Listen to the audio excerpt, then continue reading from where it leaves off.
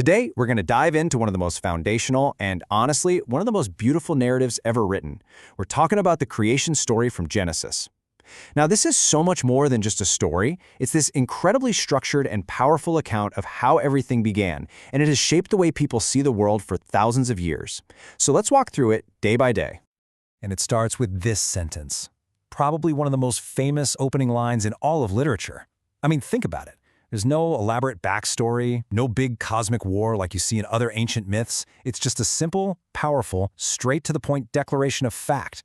It tells you who's in charge and what he's in charge of, which is, well, everything. So what did this beginning actually look like? Well, before God spoke that first command, the Bible paints this picture of a world that was just pure, raw potential. Those words, without form and void, they give you this sense of unorganized, undefined chaos, right? A blank canvas. But here's the crucial part. It wasn't empty. Because right there it says the Spirit of God moved upon the face of the waters. It's this incredible image of a divine presence, just hovering, ready to bring order and beauty and purpose to it all. And then, out of that total darkness, comes the very first creative act. And it doesn't happen through some massive effort or struggle. It happens with a simple, powerful command. This is where everything really kicks off. Just think about the sheer power in those words for a second. Creation isn't a physical struggle. It's spoken into existence. The command is given, and reality just conforms, instantly, completely. And just like that, the darkness that covered everything is shattered by the very first dawn. You see, this is the first great act of bringing order out of chaos. It shows us that creation isn't just about making stuff, it's about separating and defining things. By dividing light from darkness and giving them names, day and night, God establishes the fundamental rhythm of our lives. He creates time itself. And this pattern of separating and ordering things just keeps going, and it happens fast. With time established, the focus immediately shifts to shaping the physical world, literally carving out distinct places from that formless state we saw earlier. You can really see this breathtakingly logical progression here. On day 2, a space is created, the sky. Makes sense. Then on day 3, a foundation is laid, the dry land. And what happens the second that new foundation is there? It immediately bursts into life with vegetation. A world isn't just being made, it's being constructed with such clear, perfect purpose. And after each of these steps, we hear this phrase. And this isn't just some casual observation, like, not bad.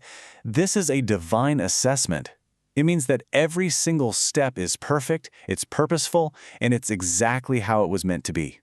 It's a declaration of perfect design. Okay, so the stage is basically set. Now it's time to fill the heavens with purpose. Day 4 isn't just about making more light. It's about installing this grand cosmic clockwork that's going to govern this new world. I love the language here. They're not just called the sun and moon, they're the greater light and the lesser light. And even more important, they are given a job to rule. This just hammers home that central theme of establishing a divine, unshakable order over all creation. And their job is so much bigger than just shining a light. These heavenly bodies are set up to be the markers for our entire experience of life. They define our seasons, our calendars, our festivals. The rhythm of our lives is literally being woven right into the fabric of the universe. Okay, so the environment is perfectly prepared. Everything is in its place. And now, the story takes this amazing turn. The stage is set and it's time to fill it with living creatures. This is where life just explodes onto the scene. So on the 5th day, the waters suddenly just swarm with life, and the sky is filled with birds. The language here gives you this feeling of incredible abundance and variety, from the tiniest fish to the great whales. It's a jaw-dropping picture of a world absolutely teeming with vitality. Now, you gotta listen closely here because this is a really big deal. For the very first time in the whole story, a blessing is given. This command to be fruitful and multiply, it's spoken directly to these first living things, empowering them to go out and fill the beautiful world God has just made for them. And that momentum just barrels right into the 6th day, as the land itself brings forth life. And you'll notice that phrase, after his kind, keeps popping up.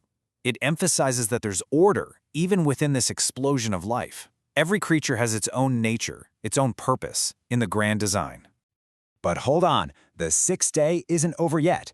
The story now builds to its absolute climax with an act of creation that is totally different from everything that came before. This is it. This is the pinnacle of the entire week. Whoa, that's a profound shift. Did you catch it? Unlike all the other commands, this one is spoken in the plural, let us make. It suggests a divine conversation, a deliberation.